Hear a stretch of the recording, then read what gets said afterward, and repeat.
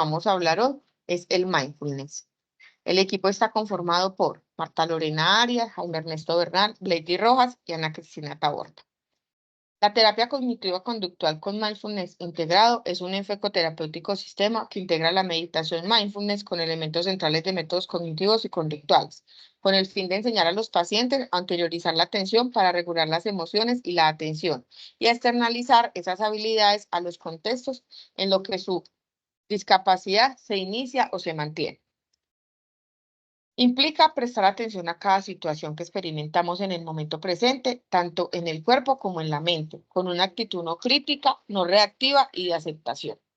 ¿Cómo se practica? Durante la meditación mindfulness nos sentamos con los ojos cerrados y empezamos por centrarnos en la respiración para desarrollar concentración y tomar el control de la atención, con lo cual aprendemos a no reaccionar ante los pensamientos. Se aplica en 4 fases.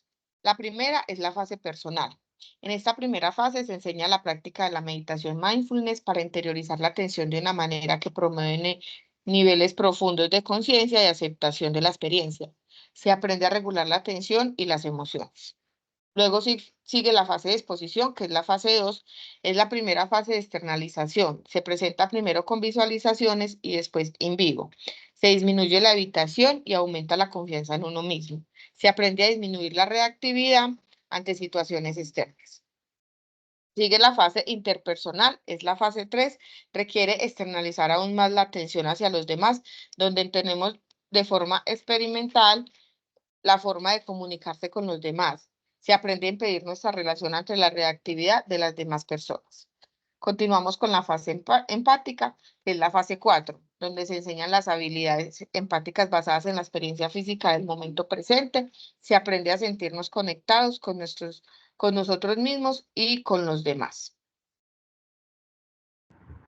Muy buenas noches, mi nombre es Lady Rojas y voy a continuar con los componentes de esta técnica llamada mindfulness.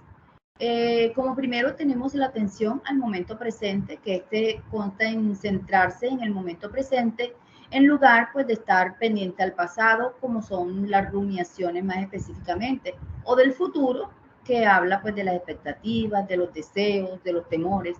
Esta atención la podemos centrar tanto en los procesos internos de la persona como en sus actividades que realizan diariamente. Como segundo, tenemos la apertura a la experiencia, que es la capacidad de observar la experiencia sin interponer nuestras propias creencias. En otras palabras, es como observar la experiencia como si fuera pues, la primera vez que la vivimos. Según el Zen, se denomina mente de principiante. Y también nos dice que aún las experiencias negativas nosotros tenemos que vivirlas con una apertura y con curiosidad. Con respecto al el tercer componente, que es la aceptación, se puede definir aceptación como experimentar los eventos plenamente, sin defensa, tal y como son, tal y como se nos presentan. También el no oponer resistencia al fluir de la vida. Las personas que normalmente incurren en conductas desadaptativas, pues porque ellas intentan evitar estas experiencias displacenteras. El cuarto componente, que es dejar pasar, consiste en desprenderse, en desapegarse de algo a lo que nos aferramos.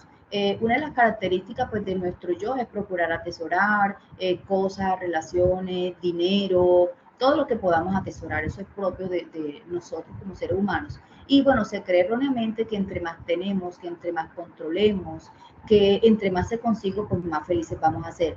Y este afán choca con una característica básica pues, de la realidad, que es la temporalidad de las cosas. Es decir, las cosas tienen un principio, tienen un fin, duran cierto tiempo y al final pues siempre van a desaparecer. Y por último, tenemos la intención, que es lo que cada persona persigue cuando practica el mindfulness.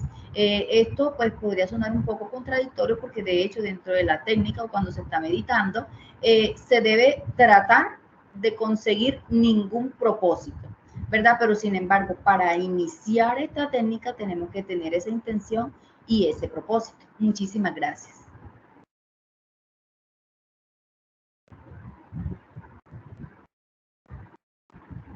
Buenas noches, mi nombre es Jaime Bernal Aristizal. A continuación les voy a hablar sobre terapias que utilizan el mindfulness, la primera en la que vamos a hablar es la psicoterapia Gestalt. En esta prácticamente lo que se va a mirar es el momento presente.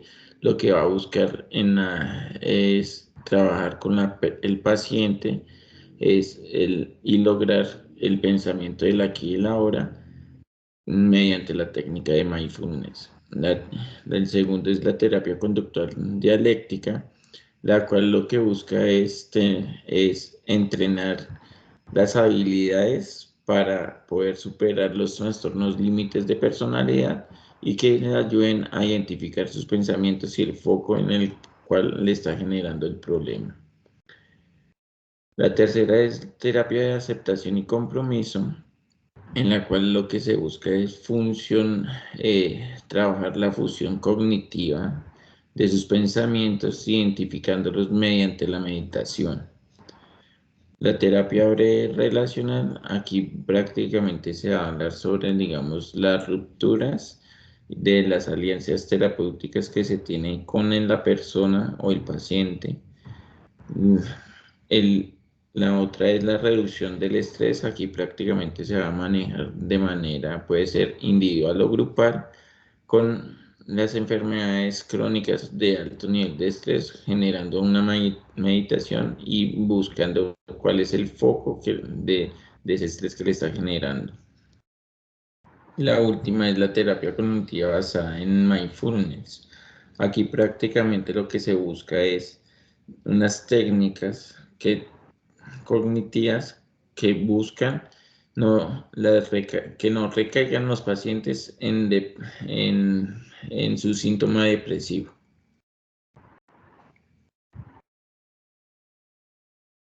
Siguiente, Ani, por favor. Por otra parte, el mindfulness se puede aplicar en la parte clínica, en el manejo del estrés, los trastornos de estado de ánimo, en los trastornos de ansiedad, la somatización, el abuso de sustancias, los trastornos de conducta alimentaria, los trastornos de personalidad, el dolor, el cáncer, enfermedades cerebrovasculares y otras aplicaciones que se pueden estar investigando o hallando en el momento. Buenas noches, mi nombre es Lorena Arias y para finalizar hablaremos de los factores asociados al terapeuta y al efecto del mindfulness sobre ellos, para lo cual es importante reconocerlos también como ventajas en este tipo de terapia.